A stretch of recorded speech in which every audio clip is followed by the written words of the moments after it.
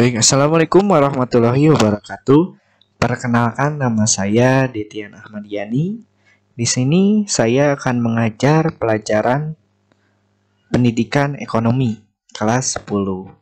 Nah, untuk pelajaran ekonomi, pertama-tama kita akan belajar tentang konsep dasar ilmu ekonomi.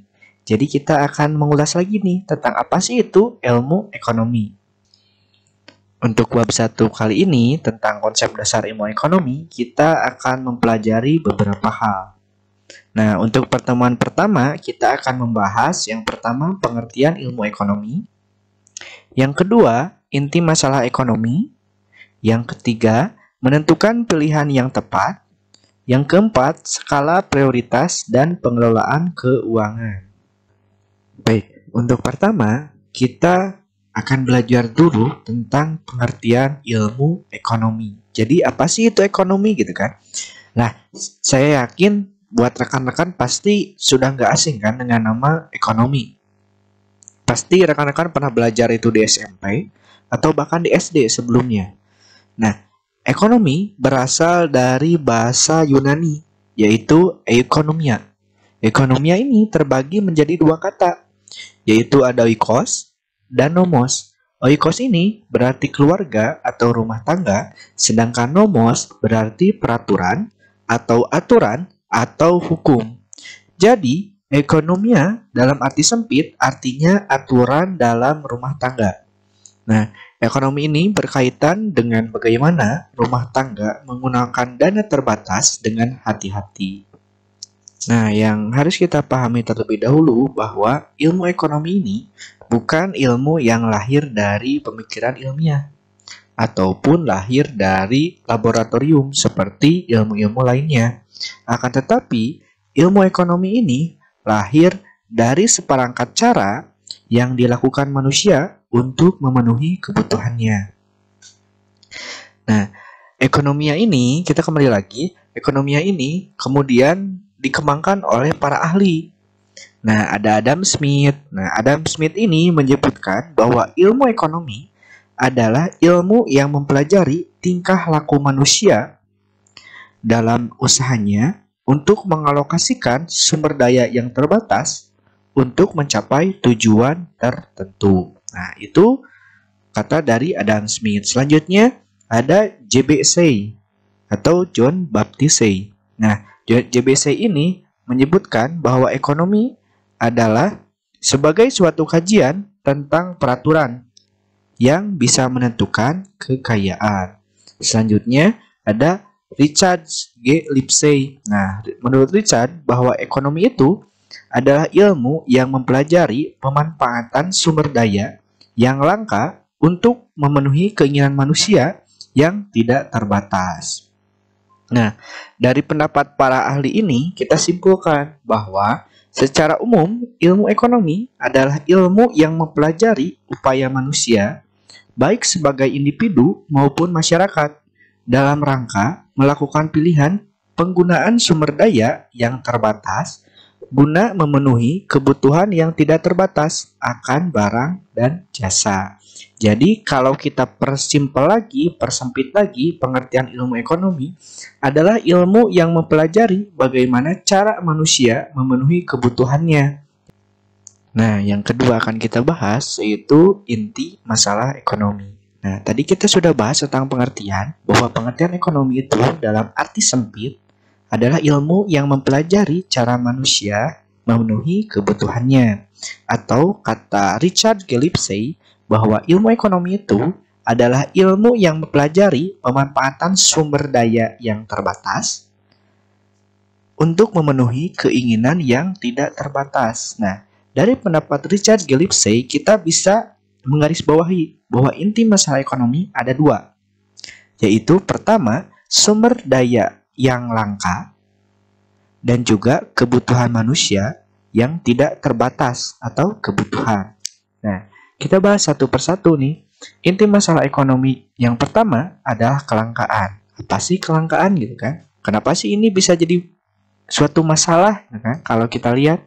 Nah, kelangkaan ini terjadi ketika kebutuhan manusia yang tidak terbatas berhadapan dengan sarana pemuas kebutuhan yang terbatas.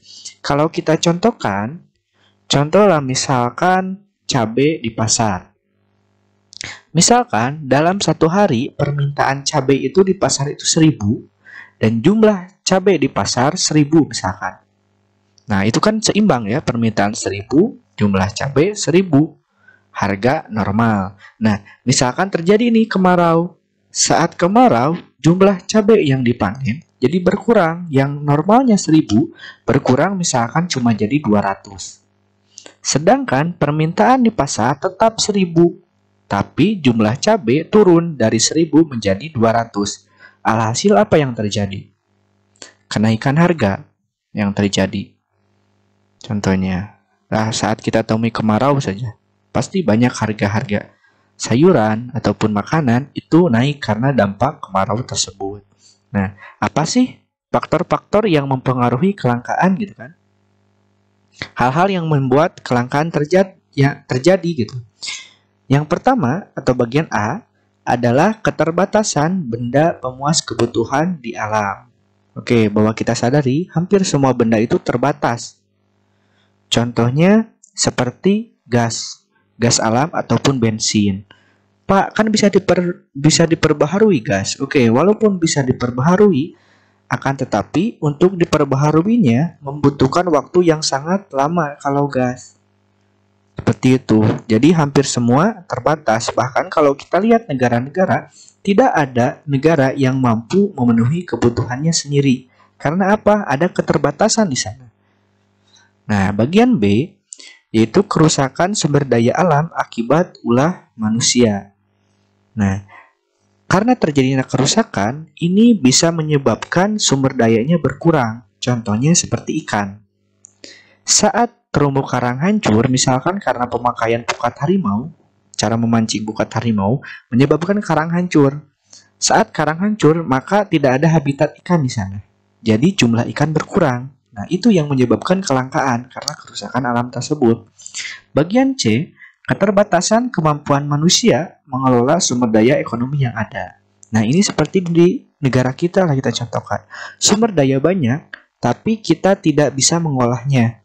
Baik itu keterbatasan sumber daya manusianya, jadi kita tidak bisa ilmunya. Yang kedua, misalkan tidak ada mesinnya. Kalau dengan mesin bisa diolah, kalau tidak mesin tidak misalkan. Seperti itu. Jadi menyebabkan kelangkaan di sini. Tidak bisa mengolahnya. Bagian D, peningkatan kebutuhan yang lebih cepat dibandingkan penyediaan sarana pemenuhan kebutuhan. Nah, kita tahu bahwa kebutuhan manusia itu selalu bertambah. Bertambah manusia, bertambah juga kebutuhannya. Nah, itulah bisa menyebabkan kelangkaan. Ketika barang tetap, misalkan kalau tadi seperti cabai 1000, permintaan 1000. Nah, misalkan permintaannya meningkat jadi 2000, sedangkan cabainya tetap 1000, maka tetap terjadi kelangkaan di sini karena ada peningkatan dalam hal kebutuhan. Nah, inti masalah ekonomi yang kedua yaitu kebutuhan manusia. Nah, kita tahu bahwa kita berkaca dari diri kita sendiri dulu lah. Apakah kebutuhan kita bisa selalu terpenuhi atau bisa cukup gitu? Kebutuhan manusia yang kita tahu bahwa tidak akan pernah habis, pasti selalu ada. Nah, apa sih kebutuhan gitu kan? Kebutuhan adalah segala sesuatu yang diperlukan manusia dalam rangka mempertahankan kelangsungan hidup guna mencapai taraf hidup sejahtera. Pada dasarnya, kebutuhan berkaitan langsung dengan kelangsungan hidup manusia. Nah, kebutuhan manusia itu pasti tidak terbatas. Contohnya, misalkan kalian nih sekarang pengen sepeda. Tahun sekarang saya pengen sepeda nih, saya kumpul uang pengen sepeda. Oke, sepeda kita udah punya. 2 tahun kemudian pasti kita ada keinginan lagi. Misalkan pengen upgrade, pengen motor. Oke, kumpul lagi untuk beli motor. Udah motor kebeli, muncul lagi keinginan. Naik motor panas, enaknya naik mobil nih. Kumpul lagi beli mobil. Udah beli mobil, keinginan tidak sampai di sini. Ternyata saat kita lihat mobil yang lebih bagus, oke, pengen ganti mobil lagi. Seperti itu. Jadi keinginan itu akan terus ada selama manusia itu masih hidup. Selanjutnya, berdasarkan umur. tiap umur manusia itu kebutuhannya berbeda-beda. Kebutuhan misalkan kalian sekolah sama kalian kuliah itu berbeda. Kalian sekolah cuma misalkan butuh buku, butuh HP. Tapi pas nanti kalian kuliah di-upgrade lagi, misalkan saya butuh laptop, saya butuh jaringan yang bagus seperti WiFi misalkan. Kalian kerja udah beda lagi kebutuhannya, seperti itu. Selanjutnya, kebutuhan itu juga tidak akan habis karena dipengaruhi oleh zaman. Contohnya, saat Bapak masih sekolah, dulu tahun 2015, 2014 lah. HP biasa, HP Nokia itu sudah cukup. Karena zaman itu cuma kita pakai, itu pakainya telepon sama SMS. Oke, udah cukup lah HP Nokia. Tapi kita bandingkan dengan zaman sekarang. Apakah HP itu masih memadai? Kan tidak. Sekarang dibutuhkannya HP Android karena kita udah pakai WhatsApp misalkan. Jadi kalau HP Nokia biasa itu tidak bisa. Jadi berkembangnya zaman juga akan mengubah kebutuhan hidup manusia tersebut. Nah, sekarang faktor-faktor yang mempengaruhi kebutuhan manusia. Nah, jadi dipengaruhi juga sama beberapa hal. Di antaranya, yang pertama, lingkungan. Nah, berbeda lingkungan pasti berbeda kebutuhannya. Contohnya, orang yang hidup di pantai sama orang yang hidup misalkan di gunung. Nah, itu udah berbeda kebutuhannya. Kalau di gunung misalkan butuhnya jaket, misalkan minuman hangat. Tapi kan kalau di pantai, istilahnya, apakah kita perlu amat sangat perlu jaket? Kan tidak, malahan mah baju-baju istilahnya yang tipis-tipis kalau di pantai. Minuman yang dingin, seperti itu. Jadi beda lingkungan, beda kebutuhan. Yang kedua, agama nih. Ini juga mempengaruhi kebutuhan. Contohnya saat perayaan hari besar nih. Antara agama A dan agama B pasti beda kan kebutuhannya. Yang ketiga, adat istiadat atau kebudayaan. Atau biasa juga disebut kebiasaan. Contohnya, adat Tanah Toraja sama adat Jawa pasti berbeda nih kebutuhannya. Kalau adat istiadat Tanah Toraja, misalkan nih ada yang meninggal. Mereka misalkan butuh ternak, misalkan sapi berapa ekor, kerbau berapa ekor untuk disembelih, untuk acara adat istiadatnya. Tapi kalau di Jawa ada yang meninggal, paling kita istilahnya tahlil, seperti itu. Yang keempat, peradaban atau zaman kayak tadi. Jadi beda zaman, beda juga kebutuhannya. Kalau zaman nenek kita dulu, istilahnya kalau HP kan, HP Nokia cukup. Tapi kan kalau zaman kita sekarang, sulit gitu kan. Tidak bisa mengikuti zaman kalau tetap HP-nya seperti dulu misalkan. Menentukan pilihan yang tepat. Nah, sebelumnya kita udah memahami ya, bahwa masalah ekonomi itu adalah adanya ketidakseimbangan antara keinginan yang tidak terbatas dan kebutuhan yang terbatas, menyebabkan adanya kelangkaan. Nah, untuk menyelesaikan masalah tersebut, maka kita sebagai individu ataupun kelompok harus bisa menentukan pilihan yang tepat. Nah, hal tersebut membuat orang harus memilih dengan bijak keinginan ataupun kebutuhan mana yang mereka penuhi di antara berbagai keinginan dan kebutuhan yang ada. Nah, ada nih beberapa cara untuk menentukan bagaimana sih cara menentukan pilihan yang tepat. Di antaranya, yaitu faktor yang dipertimbangkan dalam menentukan peluang. Yang pertama, ada analisis biaya peluang. Nah, biaya peluang adalah nilai barang atau jasa yang dikorbankan karena memilih alternatif tindakan.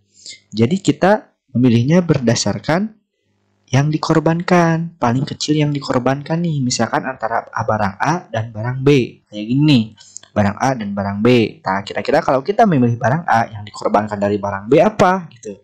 Kita harus tahu ke sana. Yang kedua, analisis biaya manfaat adalah suatu teknik yang digunakan untuk membandingkan berbagai biaya dengan manfaat yang diharapkan. Contoh, ada barang inilah sepatu. Sepatu kan banyak.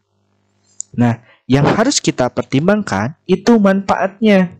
Mana nih yang paling bermanfaat? Gitu. Kalau tadi yang dikorbankan, kalau sekarang yang paling bermanfaat. Jadi dari berbagai pilihan kita pilih yang paling bermanfaat bagi kita. Gitu. Yang ketiga, mengidentifikasi faktor pendorong kegiatan ekonomi. Nah, maksudnya dalam menentukan pilihan, kita hendaknya mempertimbangkan apakah motif berasal dari dalam diri kita atau berasal dari luar. Contohnya dari iklan. Contoh, kita lagi galau misalkan, pengen beli sepatu nih, sepatu. Nah, kita harus cari dulu motifnya dalam diri kita. Apakah kita emang karena butuh pengen sepatu itu atau karena terdorong iklan misalkan. Maksud iklan itu contoh ada promo nih. Kita misalkan nggak butuh tapi ada promonya bagus gitu. Nah, apa sih motifnya gitu? Yang baik itu motif ekonomi dari kebutuhan kita, bukan dari didorong dari faktor luar gitu. Yang keempat, menyadari trade-off namanya.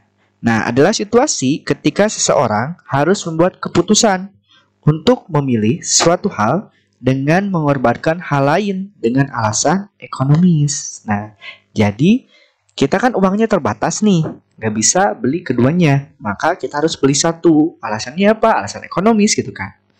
Karena kekurangan uang misalkan. Nah, yang kelima, dalam menentukan pilihan itu, yaitu berpegangan pada prinsip ekonomi. Nah, apa sih prinsip ekonomi gitu kan? Prinsip ekonomi adalah tindakan dengan pengorbanan sekecil-kecilnya untuk mendapatkan hasil tertentu atau bisa disebut hasil sebesar-besarnya. Nah, itu motif ekonomi. Jadi modal kecil, keuntungan pengen banyak. Nah, misalkan kita pengen beli barang nih. Tadi kan didorongnya motifnya, motif eksternal atau dari motif kita. Tapi pas kita lihat ada barang, itu misalkan kita beli biasanya 10.000, sekarang beli 5.000 dapat 2. Nah, itu kan prinsip ekonomi. Kita berkorban lebih kecil, tapi mendapatkan barang lebih banyak gitu kan. Nah, hasil tertentu yang tadi gitu. Nah, kalau prinsip yang mendasari pilihan konsumen ini ada 4. Seperti itu. Bisa dibaca lah kalau yang ini. Nah, kita masuk ke poin selanjutnya, yaitu skala prioritas dan pengelolaan keuangan. Jadi, selain kita harus bisa menentukan pilihan yang tepat, kita juga harus buat skala prioritas. Jadi, apa sih kebutuhan yang kita butuhkan, yang paling inti gitu kan, yang kita butuhkan sekarang, nih harus terpenuhi sekarang.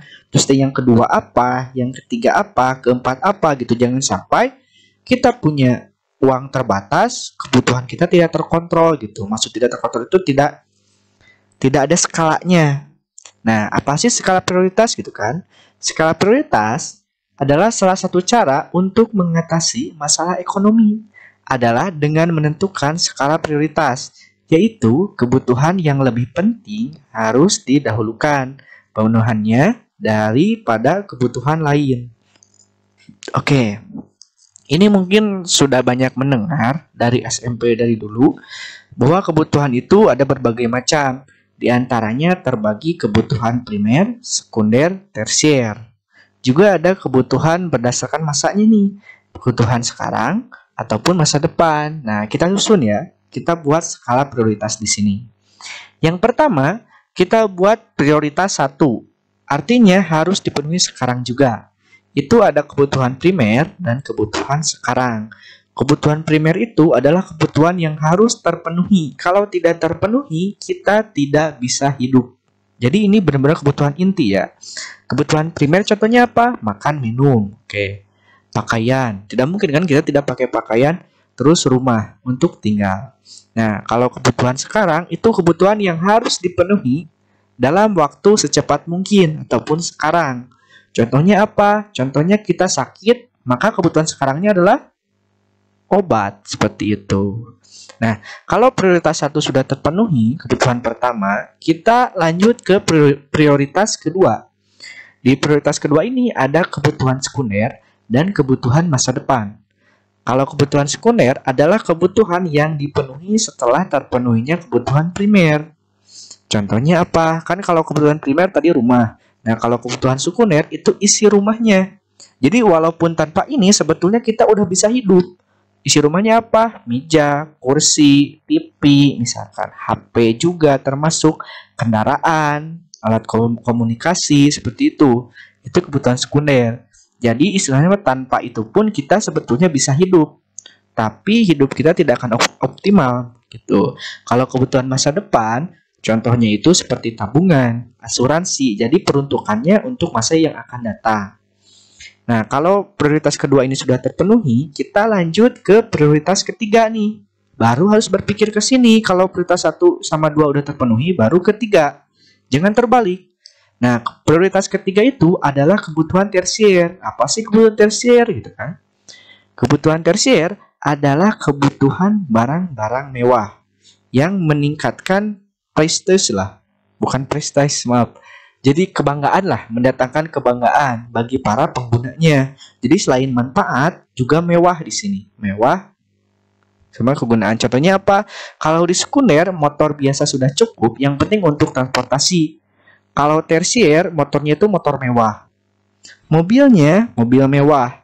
Jamnya, jam mewah. Seperti itu. Jadi kebutuhan tersier itu adalah kebutuhan-kebutuhan barang mewah untuk meningkatkan kebanggaan para pemakainya.